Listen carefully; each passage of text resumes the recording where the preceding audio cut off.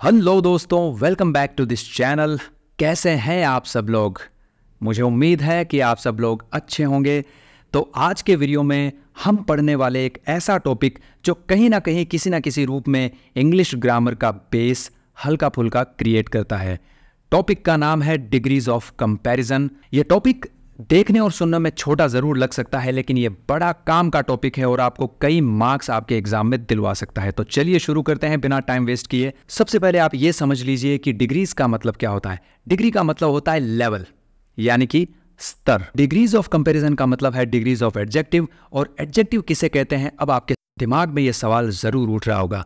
तो एडजेक्टिव वो शब्द होते हैं जो किसी नाउन या प्रोनाउन की विशेषता बताते हैं। अब आप सोच रहे होंगे कि किस तरह। जैसे अगर मैं बात करूं किसी भी नाउन या प्रोनाउन की, जैसे अगर प्रोनाउन आप समझते हैं I, we, you, they, he, she, it, और अगर मैं कहूं ही इज हैंडसम, तो देखिए ही यहाँ पर प्रोनाउन है और हैंडसम जो है वो एक एडजेक्टिव है, यानी कि वो शब्द जो ही की विशेषता बता रहा है कि ही की कैरेक्टरिस्टिक्स क्या क्या है, उसकी क्वालिटी क्या है। उसकी क्वालिटी क्या है? He is handsome. तो हैंडसम होना उस व्यक्ति की क्वालिटी है। अगर आप कहोगे कि Sita is an intelligent girl, तो ये जो इंटेलिजेंट शब्द हमने यहाँ पर यूज़ किया है वो सीता की विशेषता बताने के लिए यूज़ किया है, और ये इंटेलिजेंट शब्द जो है यहाँ पर एडजेक्टिव कहलाता है। एडजेक्टिव वो शब्द होते हैं जिनको डिस्क्राइबिंग वर्ड्स भी कहा जाता है। तो देखिए यहाँ पर बहुत ही इंपॉर्टेंट बात लिखी हुई है that the adjectives which come in sentences are in some or other degrees such as positive, comparative और सुपरलेटिव।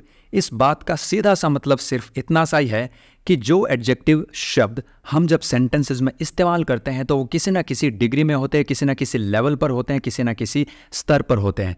तो सबसे पहली जो डिग्री होती है एडजेक्टिव्स की वो होती है पॉजिटिव डिग्री। सेकंड जो डिग्री है वो होती है कंपैरेटिव डिग्री, और जो थर्ड डिग्री होती है वो है सुपरलेटिव डिग्री। इसका मतलब ये है कि एडजेक्टिव्स के 3 स्तर होते हैं। पहला स्तर पॉजिटिव डिग्री का है, उससे और ज़्यादा अच्छा और किसी भी तरह की आप एडजेक्टिव यहाँ पर यूज़ करना चाहेंगे, अच्छा, बड़ा, लंबा, चौड़ा, इस तरह से, तो पॉजिटिव नॉर्मल स्तर हो गया, और कंपैरेटिव उससे भी ज़्यादा का स्तर हो गया, और सुपरलेटिव जो डिग्री है वो सबसे हाईएस्ट स्तर को, हाईएस्ट लेवल को बयां करती है और बताती है। तो देखिए एग्जाम्पल के रूप में आप यहाँ पर देख सकते हैं, लिखा है Rohan is a tall boy. Tall का मतलब होता है ऊंचा भी और लंबा भी। अगर रोहन नाम का यहाँ पर एक बच्चा है या एक लड़का है तो इसके बारे में बात की जा रही है कि वो कैसा है। अब रोहन की विशेषता क्या हो गई कि रोहन जो है वो एक लंबा लड़का है या ऊंचा लड़का है। अब अगर आप अगली सेंटेंस को देखेंगे तो यहां पर लिखा हुआ है Rohan is taller than Kabir. इसका मतलब यहां पर एक कबीर नाम का बच्चा भी है। तो अगर मैं यहां पर लाइन खींचूं तो ये जो पहला बच्चा है ये कबीर है और जो अगला बच्चा है ये रोहन है। तो यहां पर साफ लिखा है Rohan is taller than Kabir. Taller का मतलब ऊंचा या लंबा। तो ये जो आप देख रहे हैं रोहन और यहां पर है हमारा कबीर, तो रोहन जो है आप देख सकते हैं कि इस तरह से कबीर से लंबा है। अब अगर आप तीसरी डिग्री देखेंगे, यहां पर लिखा है Rohan is the tallest boy in the class. इसका मतलब अब रोहन का कंपैरिजन जो है वो पूरी क्लास के सारे बच्चों के साथ किया जा रहा है। अब यहाँ पर गौर करने लायक बात यह है कि सेकंड सेंटेंस के अंदर आप देख पाएंगे कि रोहन का कंपैरिजन सिर्फ कबीर से किया गया है, लेकिन यहाँ पर जो थर्ड सेंटेंस है उसमें रोहन का कंपैरिजन पूरी क्लास के सारे बच्चों के साथ किया गया है। तो ये दोनों बात आपको ध्यान में रखनी है। अब अगर आप यहाँ पर ये मैं एक और लाइन खींच दूँ जो कि रोहन है और ये बाकी दूसरे बच्चे हैं, तो आप देख सकते हैं कि रोहन जो है वो पूरी क्लास के सबसे सारे बच्चों में से सबसे लंबा बच्चा है। तो इस तरह से आप कंपैरिजन को समझ सकते हैं। जैसे अगर आप कहेंगे कि किसी बोतल में इतना सा दूध है और एक और बोतल लेते हैं, और अगर आप कहते हैं कि ये दूसरी बोतल जो है उसमें दूध जो पहली वाली से थोड़ा ज़्यादा है, यानी कि अब आपने क्या किया, दोनों का कंपैरिजन किया। पहली वाली में नॉर्मल लेवल का दूध है, अगली बोतल में क्या है उससे थोड़ा ज़्यादा है, और कई सारी बोतल रखी हुई हैं, उनमें से अगर आप कहें कि इस वाली बोतल में सबसे ज़्यादा दूध है, तो देखिए यहाँ पर आपको कंपैरिजन के 3 लेवल देखने को मिलते हैं। अब अगर आप यहाँ पर नोट देखेंगे तो यहाँ पर लिखा हुआ है tall, taller and tallest, tell about the comparison, यानी कि ये तीनों जो शब्द है पॉजिटिव डिग्री और फिर कंपैरेटिव डिग्री और सुपरलेटिव डिग्री, ये तीनों ही डिग्रियां यहाँ पर कंपैरिजन कर रही है। Thus they are called degrees of comparison. Okay, अब बात करते हैं हम kinds of degrees of comparison, यानी एडजेक्टिव की जो डिग्रियां होती है, लेवल होते हैं, स्तर होते हैं, उनके कितने प्रकार है। पहला है पॉजिटिव डिग्री, अगला है कंपैरेटिव डिग्री और इससे अगला आएगा सुपरलेटिव डिग्री। तो तीन ही तरह की डिग्रीज होती है, पॉजिटिव, कंपैरेटिव और सुपरलेटिव। अब देखिए पॉजिटिव डिग्री क्या है। This degree tells about the general quality of a person, thing, idea, feeling, place, animal, bird और any creature in this world. तो किस दुनिया की किसी भी चीज के बारे में अगर कोई शब्द एक जनरल क्वालिटी बता रहा है तो उस शब्द को क्या कहेंगे, यानी कि वो शब्द कौन सी डिग्री में रहेगा, पॉजिटिव डिग्री में रहेगा। जैसे कि अगर आप बात करते हैं, मैं अभी आपको थोड़ी देर पहले बता रहा था कि एडजेक्टिव शब्द डिस्क्राइबिंग वर्ड्स होते हैं और ये नाउन प्रोनाउन जो शब्द होते हैं उनकी विशेषता बताते हैं। तो देखिए शी यहाँ पर एक प्रोनाउन है, तो she is a good girl. अब शी की विशेषता क्या है कि वो अच्छी लड़की है। आसमानी रंग में जो आप शब्द देख पा रहे हैं वो इस बात को बताता है कि ये जो शब्द है वो शी की एक विशेषता है और ये शब्द क्या है, एक एडजेक्टिव है। कौन सी डिग्री में है, पॉजिटिव डिग्री में है, क्योंकि यहां पर शी का कंपैरिजन किसी के साथ नहीं हो रहा। मेरे ख्याल से अब आप समझ चुके होंगे कि पॉजिटिव डिग्री का मतलब सीधा सा ये है कि जितनी भी दुनिया की एडजेक्टिव्स होती है उनका जो बेस फॉर्म होता है वो खुद जो एडजेक्टिव अपने मूल रूप में होता है उसी वो अपने पॉजिटिव डिग्री के अंदर होता है। अब चलते हैं आगे, कंपैरेटिव डिग्री। कंपैरेटिव डिग्री के अंदर मैं आपको ऑलरेडी बता चुका हूं कि दो चीजों के बीच में कंपैरिजन किया जाता है और आपको एक बात और याद रखनी है कि वो कंपैरिजन दो समान तरह की चीजों में ही हो सकता है, अलग अलग चीजों में नहीं। तो आप देख सकते हैं कि इस डिग्री का उपयोग जो है दो पर्सन्स, दो थिंग्स और दो प्लेसेस और किसी भी दो चीज़ों के बीच में यहाँ पर उनकी जो क्वालिटी होती है उनके बीच में यहाँ पर कंपैरिजन किया जाता है। एक बात याद रखना, यहाँ पर उन चीज़ों के बीच में कंपैरिजन नहीं हो रहा है, उन चीज़ों की क्वालिटीज़ के बीच में कंपैरिजन हो रहा है। तो आप अब एग्जाम्पल के रूप में देख सकते हैं she is better than you. अब ये जो बेटर शब्द आया है ये गुड शब्द का ही एक रूप है। गुड के बाद आता है बेटर और बेटर के बाद आता है बेस्ट। आपने सुना होगा good, better, best, large, larger, largest, small, smaller, smallest, smart, smarter, smartest. ये शब्द आपने बहुत बार सुने होंगे। तो इन्हीं शब्दों को डिग्रीज ऑफ कंपैरिजन कहा जाता है। तो गुड की कंपैरेटिव डिग्री क्या हुई, बेटर, और सुपरलेटिव डिग्री क्या हुई, बेस्ट। तो अब आप यहां पर अगर देखेंगे इस एग्जाम्पल को तो आपको पता चलेगा कि शी का कंपैरिजन हो रहा है यू से, यानी कि वह जो लड़की है वो तुमसे ज्यादा अच्छी है। अब देखो ज्यादा अच्छी, मैंने क्या कहा था, पॉजिटिव डिग्री जब होती है तो सिर्फ अच्छा या एक वो नॉर्मल शब्द, लेकिन जब कंपैरेटिव डिग्री होती है तो आपको ज्यादा अच्छा या अधिक के बाद वो जो शब्द आता है हिंदी अर्थ वो आपको यूज करना होता है। जैसे अधिक लंबा, अधिक दूर, अधिक चौड़ा, अधिक ऊंचा या ज्यादा ऊंचा, ज्यादा लंबा, ज्यादा चौड़ा, ये अधिक या ज्यादा शब्द आपको यूज करना होता है। तो she is better than you का मतलब है वो तुमसे ज्यादा अच्छी है। यहां पर था कि she is a good girl, वो एक अच्छी लड़की है, लेकिन वो तुमसे ज्यादा अच्छी है। ये बात किससे पता चल रही है, कंपैरेटिव डिग्री में। तो दो चीजों का यहां पर या दो जनों का कंपैरिजन यहां पर हो गया है। अब बात करते हैं, यहां पर एक नोट दिया हुआ है, we always use the word then after a comparative. जब भी आप कंपैरेटिव यूज करते हैं, जैसे कि यहां पर बेटर शब्द एक कंपैरेटिव डिग्री में आया है, तो इसके ठीक बाद अगर आप देखेंगे तो यहां पर देन शब्द का यूज किया गया है, जो कि इस नोट में यहां पर बताया गया है। जैसे एक और एग्जांपल आप देखिए, the lion is stronger than the wolf. तो अब सीधी सी बात है, लायन शेर है, वुल्फ भेड़िया है। भेड़िया कद काठी, शरीर में छोटा होता है, लायन कद काठी, जोर, ताकत में भी उससे ज्यादा होता है, ताकतवर होता है। तो स्ट्रॉन्गर का मतलब क्या हो गया यहाँ पर, ताकतवर। तो जाहिर सी बात है शेर जो है वो वुल्फ से ज्यादा ताकतवर ही होगा। तो ये ज्यादा बताने के लिए हमने क्या किया, स्ट्रॉन्ग एक शब्द होता है, एडजेक्टिव होता है जो कि पॉजिटिव डिग्री में है, और स्ट्रॉन्ग को हमने बना दिया स्ट्रॉन्गर, क्योंकि हम यहां पर दो जनों का कंपैरिजन कर रहे हैं, दो जानवरों का कंपैरिजन कर रहे हैं, यानी कि जानवरों का नहीं मतलब उनकी क्वालिटीज का। तो क्वालिटी क्या है कि लायन वुल्फ से ज्यादा यानी कि भेड़िए से ज्यादा स्ट्रॉन्गर है। तो ये जो स्ट्रॉन्ग वाली, जो स्ट्रॉन्ग होने की जो क्वालिटी है दोनों की, उस क्वालिटी का कंपैरिजन किया जा रहा है, ना कि दोनों एनिमल्स का। ऑलराइट, ये आपको ध्यान रखना है। अब बढ़ते हैं आगे। तो आप देख सकते हैं यहाँ पर ये जो ब्लू कलर में आप एडजेक्टिव देख रहे हैं, इसके बाद लगा है देन, और अभी अभी आपने इस नोट में देखा, ये जो नोट है कि देन, उस कंपैरेटिव डिग्री वाले शब्द के बाद देन जरूर आएगा। तो एग्जाम में अगर इस तरह के क्वेश्चन आ जाते हैं तो आपको तुरंत वो पहचान ढूंढनी है कि क्या ये कंपैरेटिव में है। कंपैरेटिव डिग्री तभी आएगी जब फिल इन द ब्लैंक्स के बाद देन शब्द लिखा होगा। ये आपको खास ध्यान रखना है। तो चलिए अब बढ़ते हैं आगे।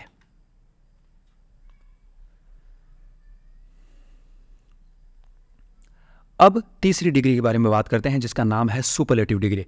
This degree is used to compare the quality of a person or thing with the quality of two or more persons और थिंग्स। इसका सीधा सा मतलब यह है कि एक व्यक्ति, एक जगह या कोई भी एक चीज, उसका कंपैरिजन किसके साथ किया जाएगा, यानी कि उसकी क्वालिटी का कंपैरिजन किया जाएगा दो या दो से अधिक चीजों, अधिक व्यक्तियों, अधिक प्लेसेस, अधिक एनिमल्स, अधिक बर्ड्स, दुनिया की कोई भी दो या दो से अधिक चीज है, उनकी क्वालिटी का कंपैरिजन किया जाएगा एक व्यक्ति, एक स्थान, एक प्लेस, यानी कि उस एक की क्वालिटी के साथ, यानी एक का कंपैरिजन बहुतों के साथ। ऑलराइट, तो अब देखते हैं आगे क्या लिखा है। The superlative degree of an adjective is the highest degree of quality. जब हम पॉजिटिव डिग्री की बात करते हैं तो हमें पता चलता है कि वो एक जनरल स्तर है, एक नॉर्मल लेवल है, नॉर्मल स्तर है। जब कंपैरेटिव की बात करते हैं तब हमें पता है कि वो हल्का सा हायर होता है, पॉजिटिव से हायर होता है, उससे ऊंचा होता है। लेकिन जब आप सुपरलेटिव डिग्री की बात करते हैं तो वो सबसे ऊंचा होता है, बाकी सब जो स्तर और लेवल होते हैं वो उससे नीचे नीचे ही होते हैं। तो इस वजह से सुपर, सुपरमैन, सुपर, सबसे ऊपर, इसी वजह से इसको सुपरलेटिव डिग्री कहा जाता है। तो इन्होंने यही कहा है कि सुपरलेटिव डिग्री जो है वो किसी भी एडजेक्टिव का हाईएस्ट लेवल होता है, उससे नीचे नीचे ही होते हैं बाकी सब। तो देखिए एक और इन्होंने पहचान का तरीका यहाँ पर दिया हुआ है जो आपके एग्जाम में बड़ा काम में आ सकता है, और आप झट से इस तरह के क्वेश्चन जो है एमसीक्यू टाइप हो गए या फिल इन द ब्लैंक्स भरने होते हैं वो आप आसानी से सॉल्व कर सकते हैं। आपको बस इतना याद रखना है कि फिल इन द ब्लैंक्स के पहले द जरूर आएगा। The is always used before superlative degree. तो अब जो आपके सामने एग्जाम्पल्स यहाँ पर दिए हुए हैं उनमें आप सभी में देख सकते हैं कि ब्लू कलर के अंदर जो आप शब्द देख रहे हैं वो तो है सुपरलेटिव डिग्री, और इस ठीक फिल इन द ब्लैंक्स यानी ब्लू कलर का जो शब्द है सुपरलेटिव डिग्री है, इसके ठीक पहले क्या लगा है, द लगा है। तो द ही इसकी पहचान है, ये आपको खास ध्यान रखना है। अब इन सभी सेंटेंसेस का हिंदी अनुवाद करके देखते हैं कि क्या क्या अर्थ निकलता है। जैसे पहली सेंटेंस है Monday is the busiest day of the week, यानी कि हफ्ते के जो बाकी दिन बच जाते हैं उनका कंपैरिजन किया गया है मंडे के साथ। अब मंडे की जो क्वालिटी है, मंडे की क्वालिटी का कंपैरिजन किया गया है बाकी दिनों की क्वालिटी के साथ। अब इन सभी की क्वालिटी क्या है, बिजी होना। सातों के सातों दिन में से कौन सा दिन सबसे ज्यादा बिजी रहता है, तो वो है मंडे। तो देखिए मंडे का स्तर सबसे ऊंचा है, अब बाकी के दिन जो बच जाते हैं वो इसके नीचे नीचे ही है। इसी तरह से जनवरी is the coldest month of the year, यानी कि वर्ष के अंदर जो सबसे ठंडा महीना होता है वो जनवरी ही होता है, बाकी सब महीने हैं वो इसके नीचे नीचे होते हैं, कम ठंडे होते हैं, ज्यादा नहीं होते। Who is the shortest person in the world, कि इस दुनिया में सबसे छोटा इंसान, व्यक्ति कौन है। छोटा, शॉर्ट मतलब छोटा भी होता है, ऑलराइट, और शॉर्ट मतलब संक्षिप्त भी होता है। खैर आगे बढ़ते हैं। Sandhya is the smartest girl in the class, smartest सबसे ज्यादा होशियार। तो संध्या का कंपैरिजन यहाँ पर क्लास के सभी जो बाकी बचे हुए बच्चे हैं उनके साथ किया जा रहा है। इसी तरह से Raman is the best player in the school, school के अंदर बहुत सारे प्लेयर्स और भी होंगे लेकिन रमन ही उन सभी प्लेयर्स में सबसे ज्यादा अच्छा खिलाड़ी है। तो देखिए सुपरलेटिव डिग्री अब मेरे ख्याल से अब आपको पता चल चुकी है कि ये डिग्री कैसी है, किस तरह से इसकी पहचान है। अब बढ़ते हैं हम आगे। अब जब आप तीनों डिग्रियों के बारे में जान चुके हैं, पॉजिटिव डिग्री, कंपैरेटिव डिग्री और सुपरलेटिव डिग्री, तो अब आपको यह जानना जरूरी है कि इन डिग्री वाले शब्दों को बनाया कैसे जाए। देखिए अगर आपको शब्दों को बनाना ही नहीं आएगा, जैसे कि आप देख रहे हैं पॉजिटिव डिग्री के अंदर आप ये सारे शब्द देख पा रहे हैं, और अगर मान लो आपके एग्जाम में कोई इस तरह का क्वेश्चन आ जाता है कि ये जो डिग्रीज ऑफ कंपैरिजन ये टॉपिक आ जाए और आपको सेंटेंसेस दी जाए, अब आपको कहा जाए कि इनमें गलतियां ढूंढिए, तो अगर आपको ये टॉपिक क्लियर है, अगर आपको ये टॉपिक अच्छे से आता है, तो आप आसानी से उस सेंटेंस के अंदर इस टॉपिक से रिलेटेड गलती ढूंढ पाएंगे। लेकिन अगर आपको ये टॉपिक नहीं आता, यानी कि आपको पॉजिटिव डिग्री से कंपैरेटिव बनाना और सुपरलेटिव डिग्री बनाना नहीं आता, तो आप गलतियां नहीं ढूंढ पाएंगे, या अगर एमसीक्यू टाइप क्वेश्चन आता है तो आप सही ऑप्शन का चुनाव नहीं कर पाएंगे। इस वजह से इस टॉपिक के अंदर आपको ये भी आना ज़रूरी है कि उनकी फॉर्मेशन कैसे होती है, इन शब्दों को बनाया कैसे जाता है। तो देखिए, फॉर्मेशन के लिए रूल नंबर 1 ये कहता है कि जो पॉजिटिव डिग्री वाले ये जो शब्द होते हैं, इनके साथ आपको कंपैरेटिव बनाने के लिए लगाना है ER और सुपरलेटिव डिग्री बनाने के लिए आपको लगाना है EST। अब आप यहाँ पर दो तरह के शब्द देख सकते हैं, पहले हैं पॉजिटिव डिग्री वाले शब्द और दूसरे हैं कंपैरेटिव डिग्री वाले शब्द। अगर आप अब यहाँ पर गौर करेंगे तो tall, kind, small, clever, bright और बोल्ड, इन सभी शब्दों के अंदर जब आप ER जोड़ेंगे, जो कि आप इस तरफ देख पा रहे हैं ER लगा हुआ है, तो इससे आप कंपैरेटिव डिग्री बना पाएंगे। यानी कि कंपैरेटिव डिग्री बनाने के लिए आपको सिर्फ इतना करना है कि कुछ ऐसे शब्द जो एडजेक्टिव हैं उनके आगे ER लगा देना है और वो शब्द क्या बन जाएंगे, कंपैरेटिव डिग्री बन जाएंगे। इसी तरह से सुपरलेटिव डिग्री बनाने के लिए आपको EST लगाना है। तो देखिए यहाँ पर लिखा है टॉल और उसके बाद लगा है EST, यानी कि टॉलेस्ट। इसी तरह से कंपैरेटिव में tall plus ER taller, kind plus ER kinder और स्मॉलर, क्लेवरर, इस तरह से ये बाकी शब्द बनाए गए हैं। तो मैं उम्मीद करता हूँ कि पहला नियम, पहला रूल आपको समझ में आ गया होगा और इससे संबंधित अगर कोई आप क्वेश्चन एग्जाम में आता है तो आप आसानी से सॉल्व कर पाएंगे झटाझट चुटकियों के अंदर। अब मैं इन सभी शब्दों के आपको हिंदी अर्थ बता देता हूँ ताकि आपको आसानी से समझ में आ जाए। तो देखिए, टॉल का मतलब होता है लंबा, काइंड का मतलब दयालु, स्मॉल का मतलब छोटा, क्लेवर का मतलब चालाक, ब्राइट का मतलब चमकदार, बोल्ड का मतलब साहसी, ओल्ड का मतलब बूढ़ा भी होता है और पुराना भी होता है, क्लीन का मतलब साफ, कोल्ड का मतलब ठंडा, ग्रेट का मतलब महान। तो इसी तरह से tall, taller, tallest, kind, kinder, kindest, small, smaller, smallest, clever, cleverer, cleverest, bright, brighter, brightest, bold, bolder, boldest, old, older, oldest, clean, cleaner, cleanest, cold, colder, coldest और ग्रेट, ग्रेटर, ग्रेटेस्ट। इन शब्दों को अगर आप 2-3 बार अपनी आंखों के सामने से निकाल लोगे तो ये सारे शब्द आपको अच्छे से याद हो जाएंगे। चलिए अब बढ़ते हैं आगे। ऑलराइट, आगे कुछ और शब्द भी हैं, जैसे rich, richer, richest, near, nearer, nearest, young, younger, youngest, weak, weaker, weakest, strong, stronger, strongest, short, shorter, shortest, sweet, sweeter, sweetest, long, longer, longest, deep, deeper, deepest, dear, dearer, dearest, mild, milder, mildest, brief, briefer, briefest, bitter, bitterer, bitterest, calm, calmer, कामेस्ट। अब बात करते हैं इनके हिंदी अर्थ की। देखिए, आपको ये जो शब्द अभी मैंने पढ़ के सुनाए हैं, इससे एक फ़र्क पड़ेगा कि आपके दिमाग में कहीं ना कहीं वो सुने हुए शब्द याद रह जाएंगे जो आपको एग्जाम में मार्क्स दिला सकते हैं। तो चलिए अब बढ़ते हैं इनके हिंदी अर्थ की तरफ। रिच का मतलब होता है अमीर, नियर का मतलब होता है पास, यंग का मतलब होता है जवान, वीक का मतलब कमज़ोर, स्ट्रॉन्ग का मतलब मजबूत भी होता है, बलवान भी होता है और ताकतवर भी होता है। शॉर्ट का मतलब छोटा, स्वीट का मतलब मीठा। अब शॉर्ट ये जो शब्द है छोटा साइज में भी हो सकता है और छोटा और तरह से भी हो सकता है। ऑलराइट, स्वीट का मतलब मीठा, लॉन्ग का मतलब लंबा, डीप का मतलब गहरा, डियर का मतलब प्यारा, माइल्ड का मतलब सौम्य होता है, नरम होता है, ब्रीफ का मतलब संक्षेप, बिटर का मतलब कड़वा और काम का मतलब होता है शांत। तो इस तरह से ये सभी शब्द आप पढ़ लीजिए, आप चाहें तो इनका स्क्रीनशॉट भी ले सकते हैं। चलिए बढ़ते हैं अब आगे। कुछ और शब्द यहाँ पर दिए हुए हैं, जैसे light, lighter, lightest, proud, prouder, proudest और इस तरह से आगे के शब्द। और अभी मैं फटाफट इनका हिंदी अर्थ बता देता हूँ ताकि आपका ज़्यादा समय ना जाए।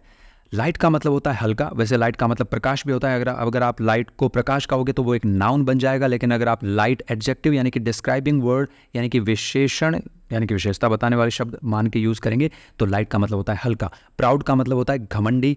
गे का मतलब वो जो आप समझ रहे वो भी होता है, लेकिन गे का मतलब खुश भी होता है और गे का मतलब आकर्षक भी होता है।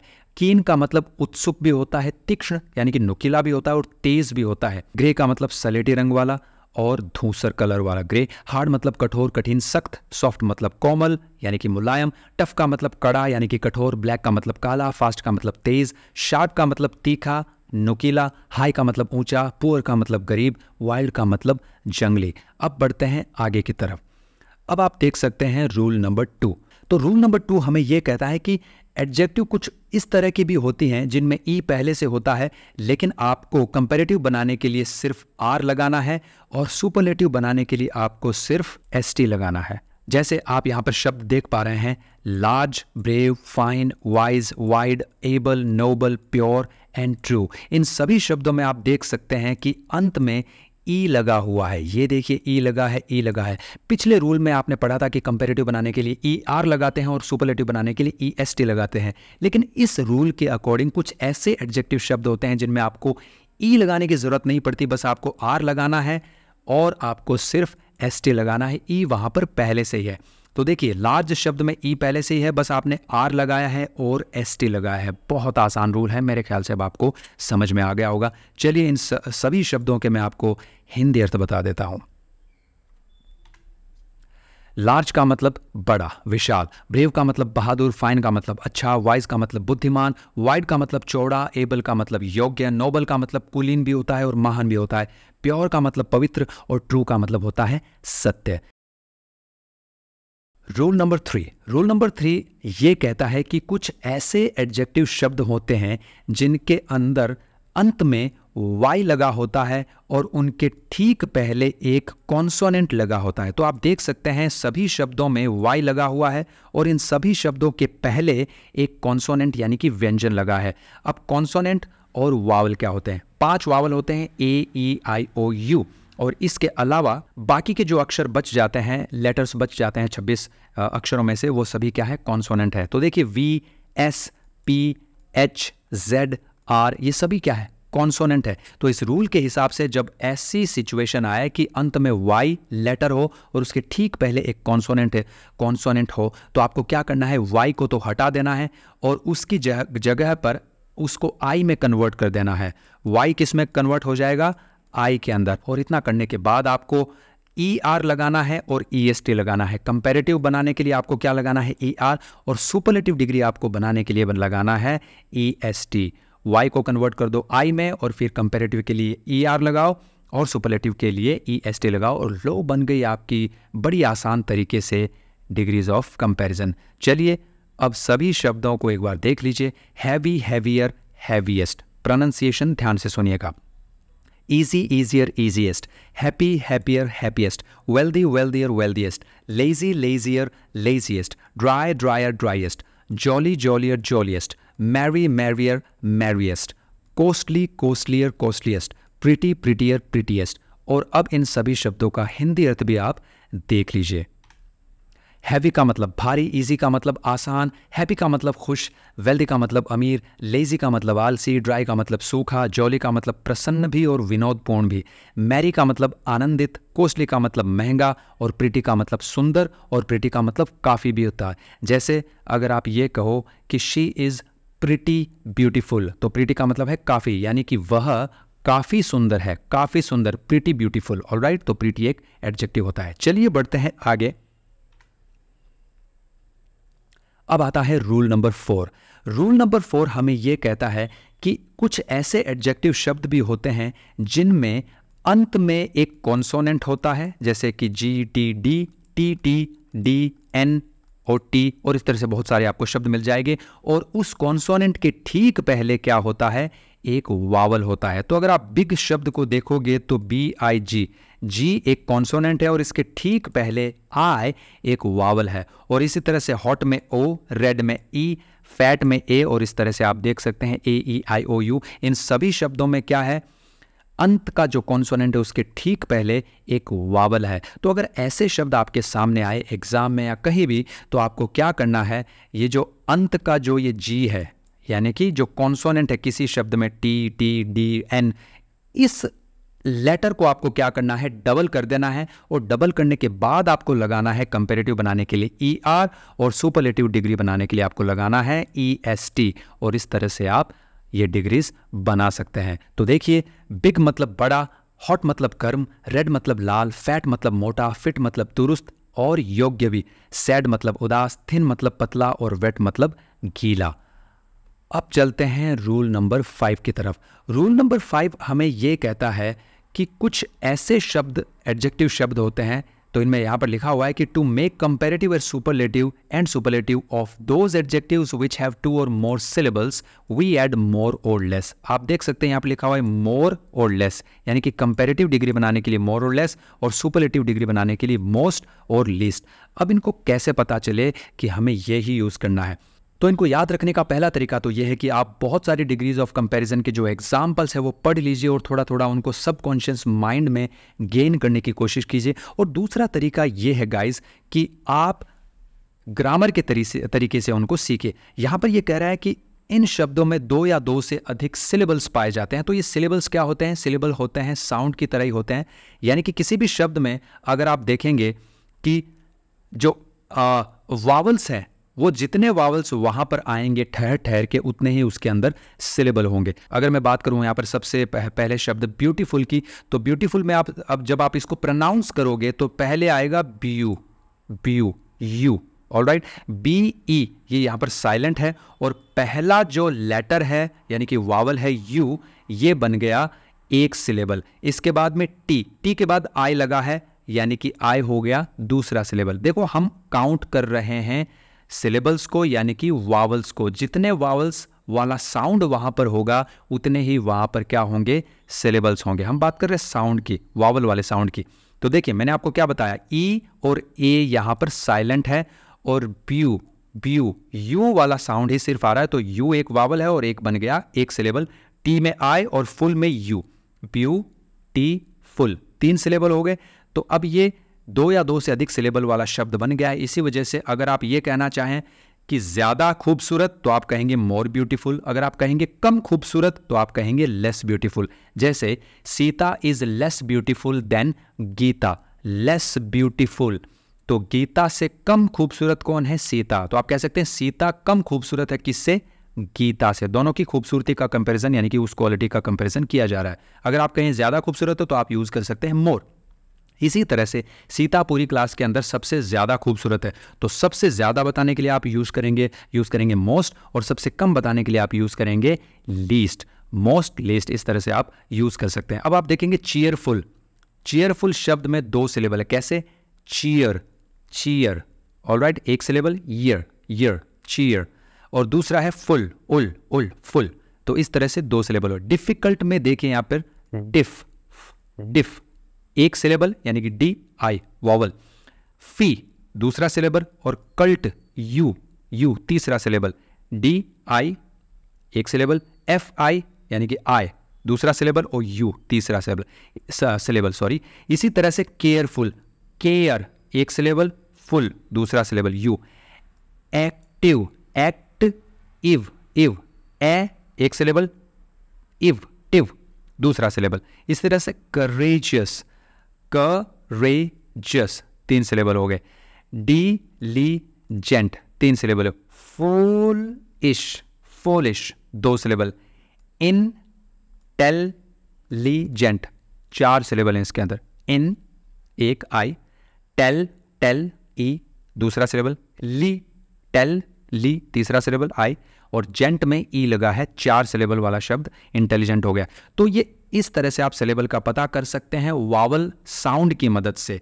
और अब आप देख सकते हैं, मेरे ख्याल से आप तरीका सीख चुके हैं कि मोर और लेस कम ज्यादा बताने के लिए, और मोस्ट और लीस्ट सबसे ज्यादा और सबसे कम बताने के लिए हम काम में ले सकते हैं।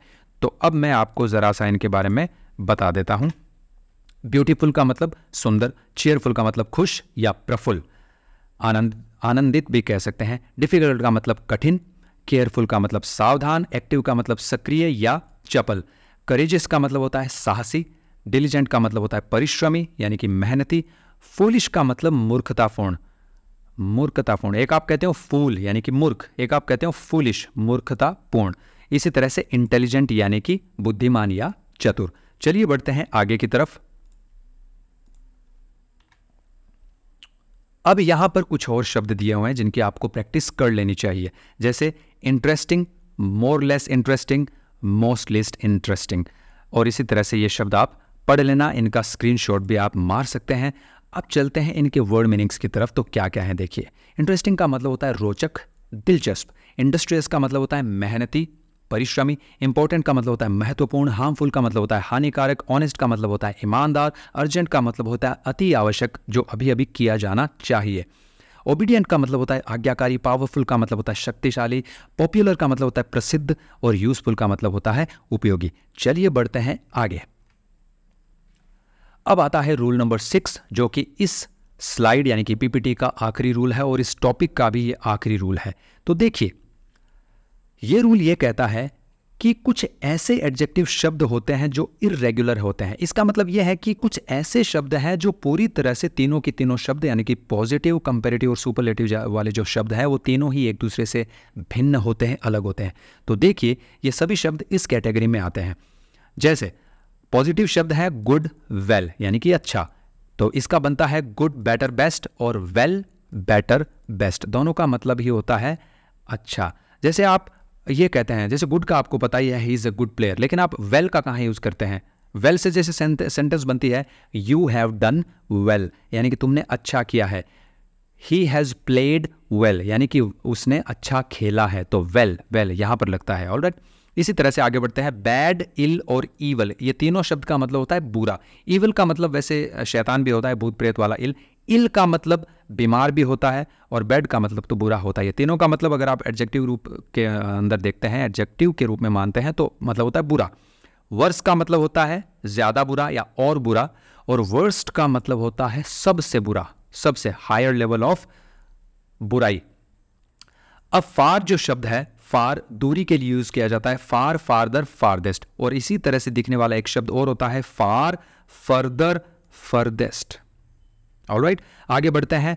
Fore, former, foremost, hind, hinder, hindmost, late, later और लेटर, इनके प्रोनाउंसिएशन का आप खास ध्यान रखिए, लेटर और लेटर। इसके बाद लास्ट और लेटेस्ट, ये इनकी सुपरलेटिव डिग्री है, इनको पढ़िए जरूर, पढ़ने से आपके दिमाग में ये बैठ जाएंगे।